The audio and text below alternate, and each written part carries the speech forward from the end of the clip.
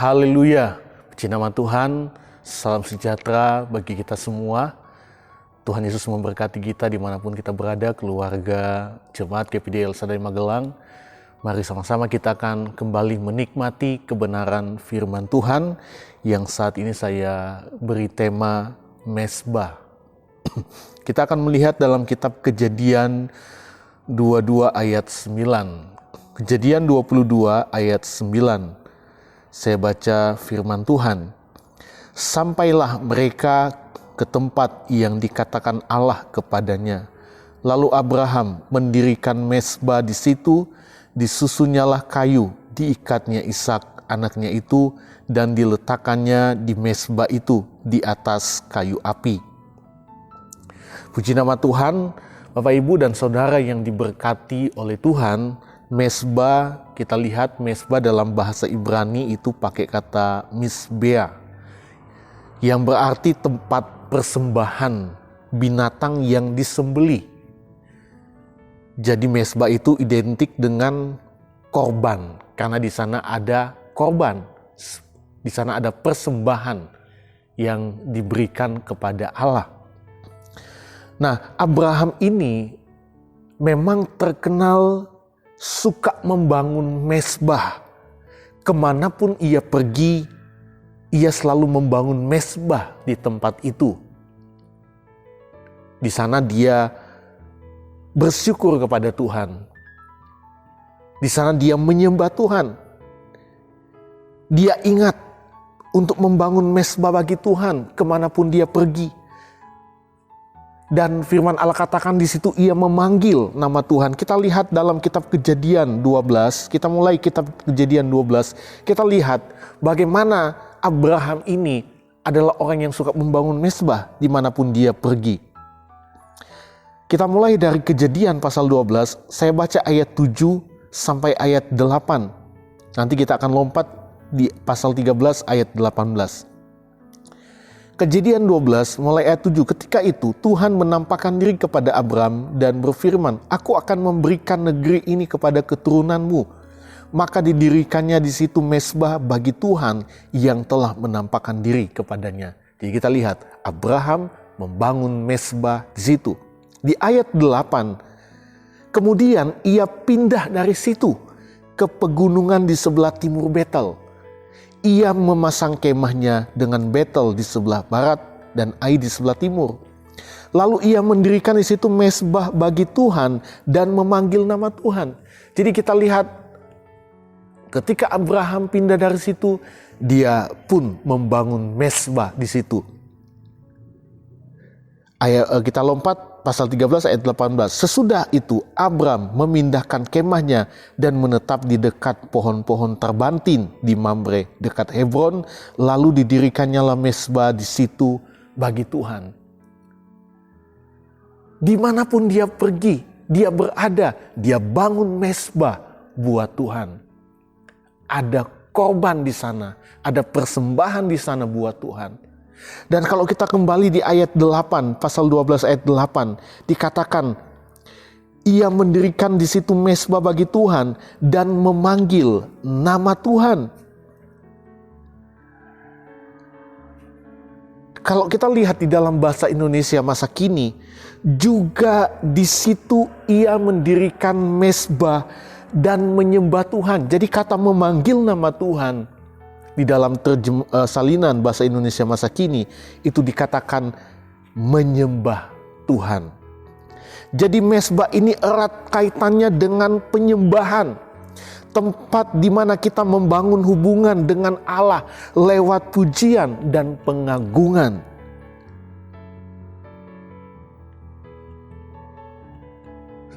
Satu contoh yang luar biasa dari Abraham yang harus kita ikuti adalah Abraham adalah orang yang cinta kepada mesbah Tuhan. Karena itu ketika dia diminta oleh Tuhan untuk mengorbankan Ishak anaknya, anak yang tunggal, ia tidak menolak, ia taat dengan tidak ada rasa ragu untuk mempersembahkan Ishak. Dia tidak berkata kepada Tuhan, Tuhan enggak, ini anak yang sudah dinantikan dengan sangat lama. Dan mengapa harus diberikan kepada Allah jadi korban?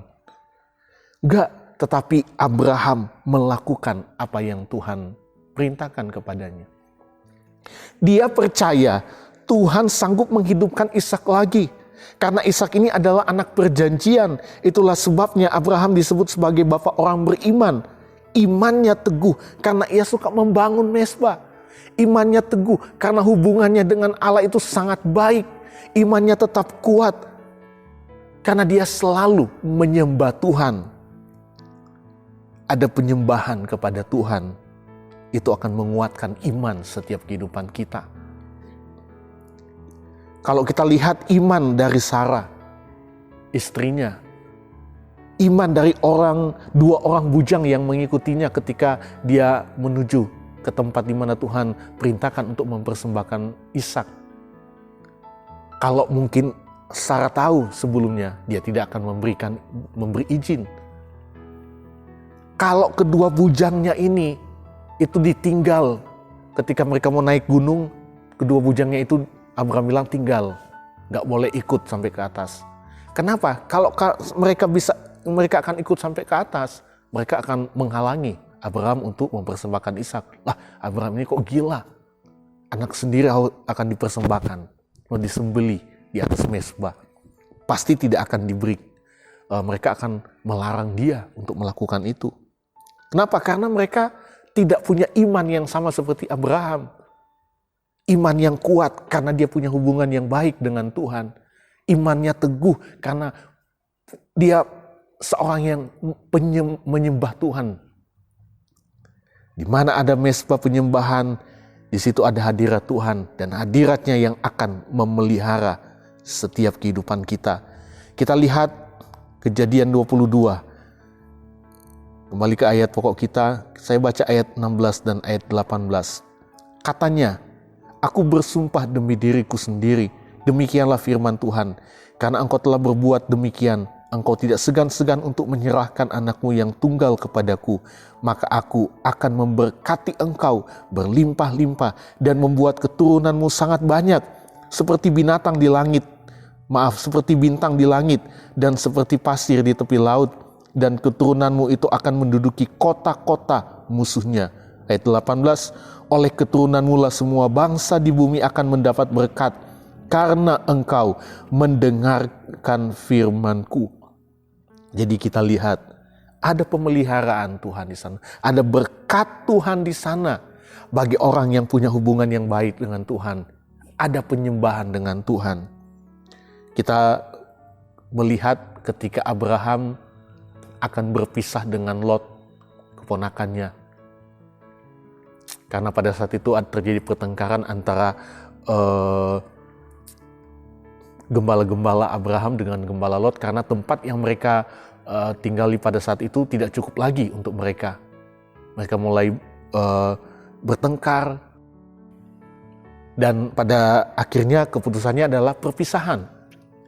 Tetapi Abraham bilang ke Lot, menyuruh Lot untuk memilih duluan kemana engkau pergi. Kalau engkau ke kiri, aku ke kanan. Kalau engkau ke kanan, aku ke kiri. Lot melihat lembah Yordan yang begitu indah. Dan bagi Lot, di sana dia akan hidup. Tapi kenyataannya tidak seperti itu. Karena pada akhirnya di sana Tuhan membinasakan Sodom dan Gomora. Abraham tidak menjadi masalah. Mau dimanapun dia berada.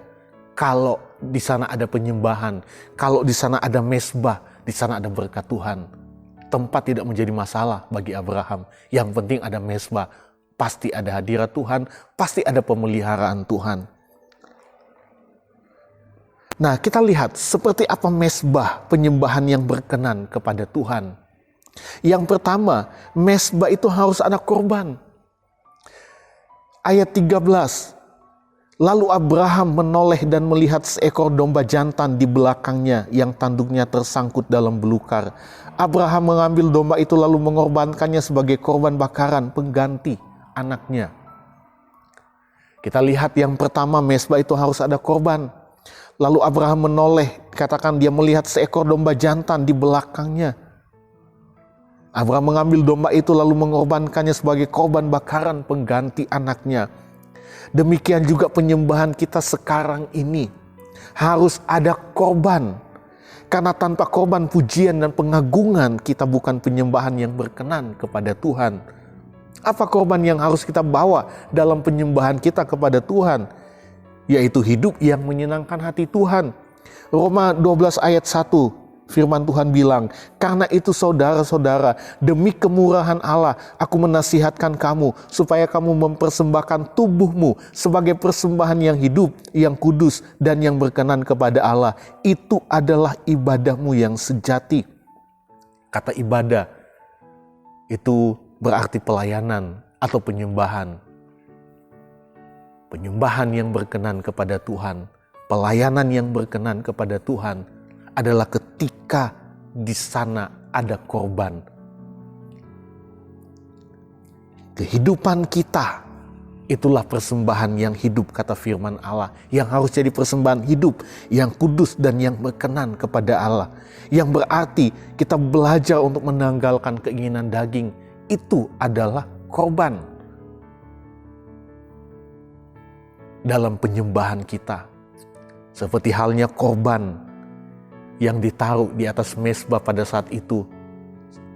Seekor hewan yang terpilih, yang disembelih, dalam arti hewan itu sudah mati, lalu dipersembahkan, bukan dalam keadaan hidup. Demikian juga setiap kehidupan kita, persembahan kita adalah kehidupan kita, tubuh kita, yang artinya mati dari setiap keinginan-keinginan daging kita. Supaya apa? Supaya menjadi persembahan yang berkenan kepada Tuhan. Dan kedua, kita lihat mezbah itu harus ada api supaya berkenan kepada Tuhan. Tidak mungkin orang membangun mezbah tanpa ada api. Sudah ada korban tetapi tidak ada api. Kita lihat ayat 7 dari Kejadian 22. Lalu berkatalah Ishak kepada Abraham ayahnya, "Bapa," sahut Abraham, "Ya anakku," bertanyalah ia, "di sini sudah ada api dan kayu, tetapi di manakah anak domba untuk korban bakaran itu?" Kita lihat, di sini sudah ada api dan kayu. Sudah ada api, jadi Abraham sudah mempersiapkan api dan sudah ada kayu bakar. Api ini adalah gambaran dari kuasa Roh Kudus. Penyembahan yang hidup adalah penyembahan yang di dalamnya ada kuasa Roh Kudus yang mengalir, yang menguasai, menjamah dan memulihkan. Kehidupan kita sebagai umat-umat Tuhan, kita harus hidup penuh dengan Roh Kudus. Kehidupan yang selalu dipimpin oleh Roh Kudus. Sehingga apa? Setiap penyembahan kita menjadi penyembahan yang berkenan, yang memuliakan Tuhan. Bapak, Ibu, dan saudara-saudari yang diberkati Tuhan, jadilah umat-umat Tuhan yang cinta akan mezbah Tuhan. Cinta kepada penyembahan kepada Tuhan. Penyembahan yang benar. Karena di sana kita akan menikmati pemeliharaan Tuhan.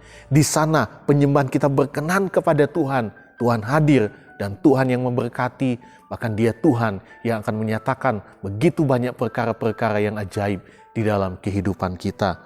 Tuhan Yesus memberkati kita semua. Mari sama-sama kita akan berdoa. Terima kasih Tuhan, kami bersyukur buat anugerah-Mu. Kami boleh nikmati sampai hari ini. Kembali lagi kami boleh menikmati firman-Mu. Biarlah firman ini menjadi kekuatan bagi kami. Boleh mengajari kami menjadi umat-umat Tuhan yang cinta kepada mezbah, kepada penyembahan di hadapan-Mu Tuhan. Dan biarlah setiap penyembahan kami boleh menjadi penyembahan yang berkenan. Karena di sana ada korban, di sana ada api, di sana ada kuasa Roh Kudus yang menolong setiap kehidupan kami, yang hadir di dalam setiap penyembahan kami. Terima kasih Bapa yang baik, urapi kami semua, berkati setiap jemaat Tuhan yang mendengar firman-Mu. Kami percaya mereka akan selalu dikuatkan dan diberi kemenangan oleh Tuhan. Ya Tuhan, kiranya keluarga jemaat GPD El Shaddai Magelang dibaharui di dalam roh dan pikiran mereka dan mengenakan manusia baru yang telah diciptakan menurut kehendak Allah di dalam kebenaran dan kekudusan yang sesungguhnya. Kami menyerahkan semuanya ke dalam tangan-Mu. Kami berdoa, haleluya, Amin.